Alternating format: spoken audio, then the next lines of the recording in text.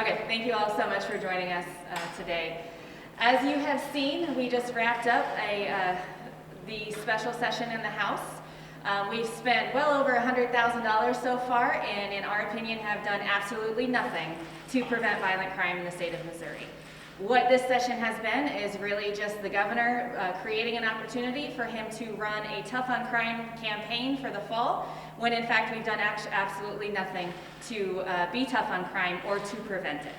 You saw House Democrats the past couple of days stand up and talk a lot about root causes of violent crime. We have offered time and time again opportunities and ideas to really curb violent crime in the state of Missouri, and this week we did absolutely none of that. I want to give a second to Representative and soon-to-be Senator-elect Stephen Roberts, Chair of the Black Caucus, to talk a little bit about some of the things that the Black Caucus asked the governor to do in his special session call and failed to bring to light. Thank you, and thank you all for being here today. It was immensely disappointing that we had a real opportunity with this special session to make real progress, especially regarding police reform. Just yesterday, I'm sure a lot of you saw the horrible video of Jacob Blake, who was shot multiple times in Wisconsin with his 3 children in the car in the back by police officers. This is what Missouri citizens are upset about. This is what has led to national protests across the country, across the world, yet in Missouri, we're unable to act. One of the pieces of legislation actually that got broad support from both parties, which started out as something I was adamantly against regarding the adult certification of children. It came through the Criminal Justice Committee and made it out with a vote of 7 in favor and only 1 vote in opposition. It went on to the Rules Committee, and there it had broad support with 12 members voting in favor of this bill and only 1 member voting against. This was a piece of legislation that would have made Missouri a better and safer place and provided more opportunities for juveniles who make a mistake and deserve a second chance. Yet that one bill, that piece of legislation that had broad bipartisan support, didn't make it to the House floor this week. So if we want to get serious about crime and criminal justice, we need to focus on the issues that matter. Thank you.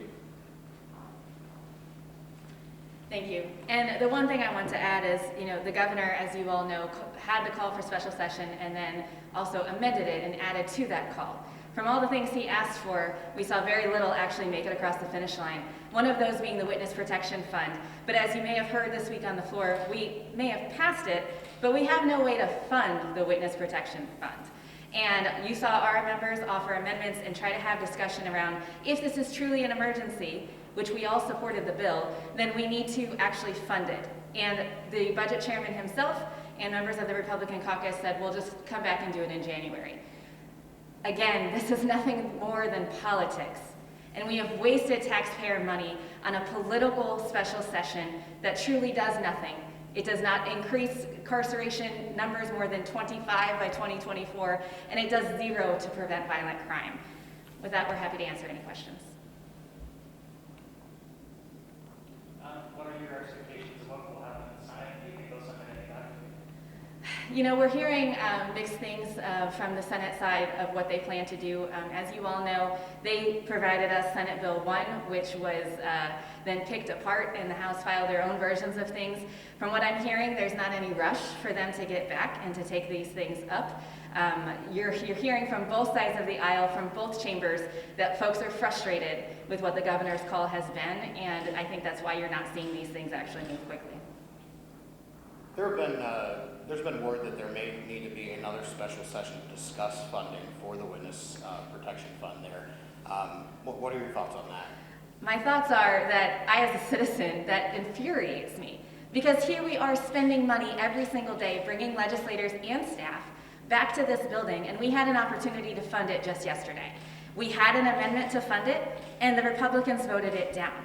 So if he calls us back again for a special session to spend more money in a time when Missouri's economy is in shambles, it's ridiculous. And I agree that we are hearing that that's probably going to happen, but I, as a citizen, that just infuriates me, and it's a waste of money.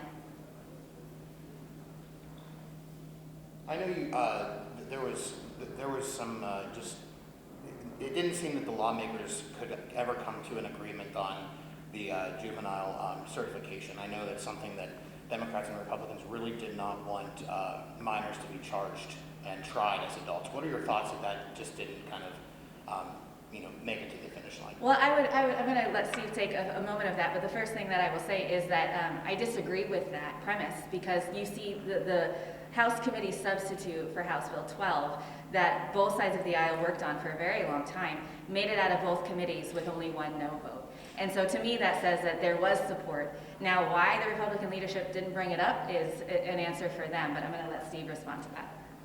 Right, I served on the committee that bill went through, as Representative Quade mentioned. There were a lot of amendments that were added. Some of my amendments that I had filed when it initially came through as Senate Bill 1 that both parties agreed on. They thought that this was the right thing to do, that it would make, it would more properly address situations where juveniles commit crime. No one wants to see a young person who does something silly, a nonviolent drug offense, be put into an adult population. I mean, there's plenty of research and data that shows all the terrible things that can happen when someone at a young age is forced to be with adults. So I was really proud of the work on that on the committee. That's how the legislative process is supposed to work. You had input from both parties. You had a chairman who was willing to take amendments from both parties. We had a great bill that passed out of the Criminal Justice Committee and went on with broad support again in the Rules Committee. So I think that initially it was a bad piece of legislation, but you had members who were willing to listen, get inputs from experts on all sides of the aisle, and we had a good bill going forward. It's disappointing that we didn't have it up on the floor today for debate. And I would add to your question, as well as just kind of the conversation as a whole, Missouri Legislative Black Caucus, as well as the House Democrats, asked for a special session a year ago to deal with violent crime. At that point, we had record numbers of children dying in our state due to gun violence, and we asked for something then. Here we are a year later, where the governor finally decides that it is in fact in his lane. And as I said before, we're still left longing for actual conversation around how we prevent violent crime. I'm hopeful, as is the representative, that next session we can really dive in and have some more conversation around this. But how many more Missourians are going to die before that happens? And then I also just want to add to that, it's no secret, we almost forgot because we're all wearing masks, and I've been wearing masks for days.